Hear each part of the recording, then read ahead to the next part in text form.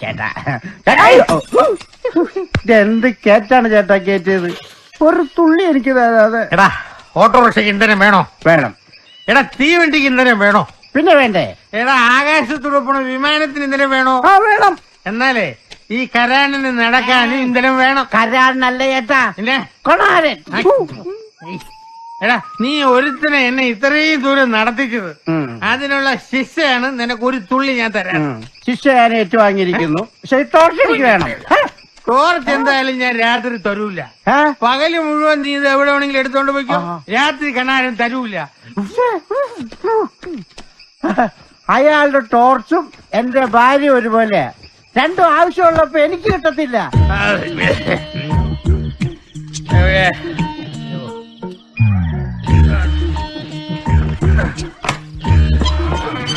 അയ്യോ നീയായിരുന്നോ? ഒന്ന് മിണ്ടിയും പറഞ്ഞിട്ടേക്ക് വന്നുകൂടായിരുന്നോ? പേടിപ്പിക്കുന്ന ഓർമ്മുണ്ടായോണ്ട് ആരെയും ഇരിക്കുന്നില്ല. ഡീസന്റായില്ലേ? അതാണ്. ആദ്യം തലക്ക് ഇത്തിരി വെളിവോടെ വാ, അപ്പൊ ഇരുന്നോളൂ. ഐ സ്വം സ്വരം ചളി ഉറങ്ങട്ടെ. അയ്യോ അയ്യോ നീ ഗുണം പിടിക്കത്തില്ലടി എന്റെ കൈ.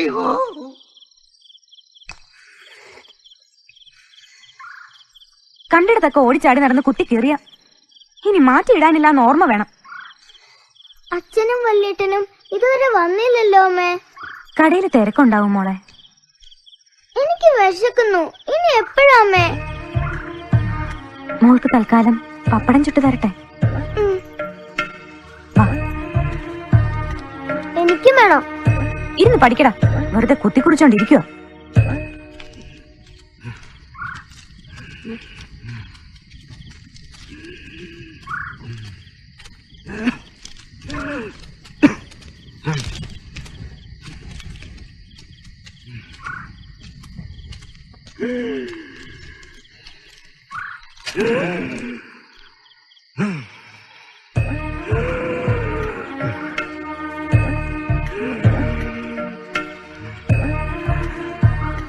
സാരമില്ല മോനെ, ഞാൻ പഠിച്ച് വലിയ ആളായി. അച്ഛൻ അസുഖമൊക്കെ മാറ്റും.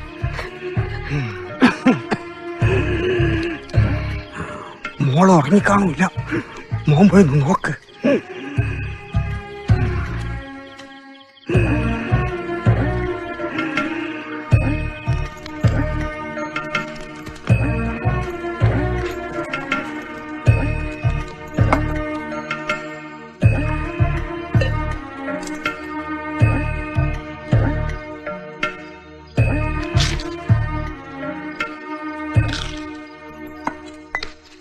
നീ ഇരിക്ക, ഇനി വാടാ.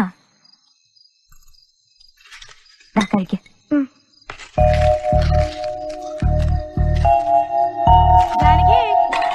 എന്തോ പപ്പടം ചൂടുന്ന മണം വരുന്നു. അത്താഴം കഴിഞ്ഞില്ലേ? കഴിക്കാൻ പോണു രമണി ചേച്ചി. ഏട്ടൻ ഇതുവരെ വന്നില്ല. ഊണ് കഴിച്ചോ ചേച്ചി? ആ കഴിഞ്ഞു. അതിന് കണാരേട്ടൻ വന്നോ? എപ്പോഴേ വന്നു. ഒരു കുറത്തിയാട്ടം കഴിഞ്ഞിട്ടാ കിടപ്പ് തിന്നേല്. അങ്ങേർക്ക് പിന്നെ ഭക്ഷണം വേണ്ടല്ലോ, നിലം കിട്ടിയാ മാത്രം മതി. അതെങ്ങനെയാ? വീടിനകം കാണാൻ യോഗമില്ലല്ലോ.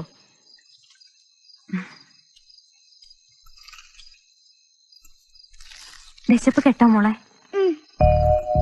സാരമില്ല, അവര് വരാൻ വൈകും. ഉറക്കം വരുന്നെങ്കിൽ മോള് കിടന്നു. അവരെത്തുമ്പോ വിളിക്കാം അമ്മ.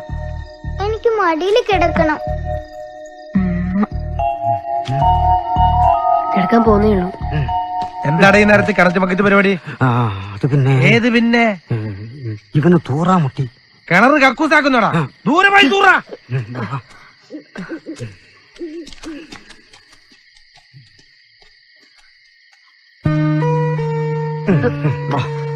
സഞ്ചി കൊണ്ട് തൂറാൻ പോവോ?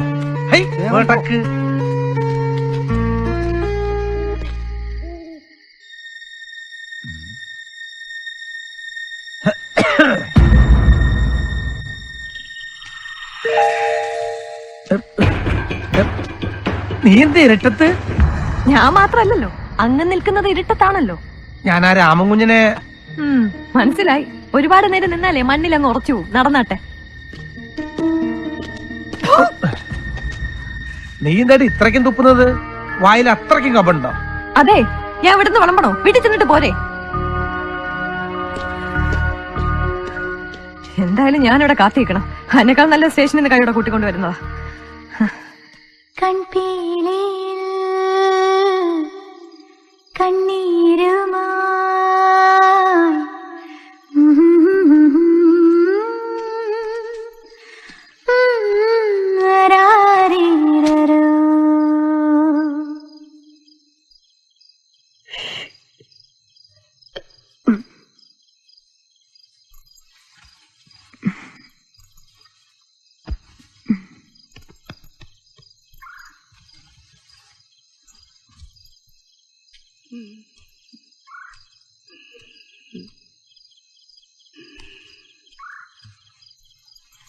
അരി കിട്ടിയില്ലേ?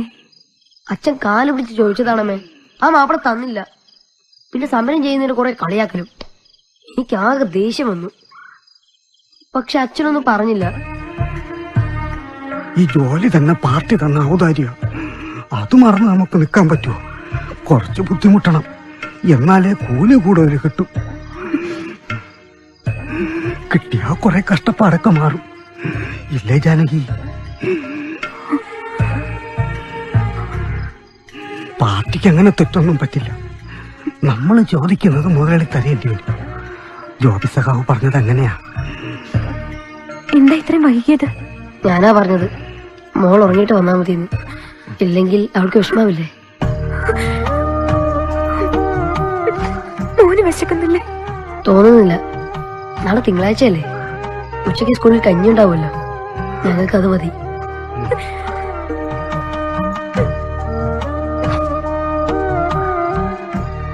ഗതിയില്ലാത്ത, ഒന്നും കഴിവില്ലാത്തൊരച്ഛനായി പോയല്ലോ ഞാൻ.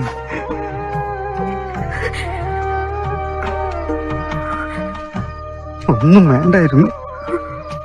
വിവാഹവും കുട്ടികളും എല്ലാത്തിനും കാരണം അമ്മയാ.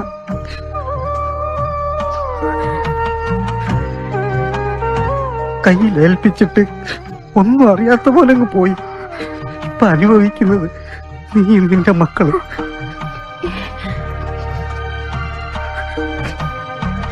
വേണ്ടാത്തതൊന്നും പറയല്ലേ ഏട്ടാ. ഒരു സമരം വന്നപ്പോ കുറച്ച് ബുദ്ധിമുട്ടുണ്ടായിന്നല്ലാതെ നമുക്ക് വേറെ എന്താ കുഴപ്പം? ഈ സമരം അധികം നീളമൊന്നുമില്ല. എന്റെ മനസ്സ് അങ്ങനെയാ പറയണത് ഏട്ടാ.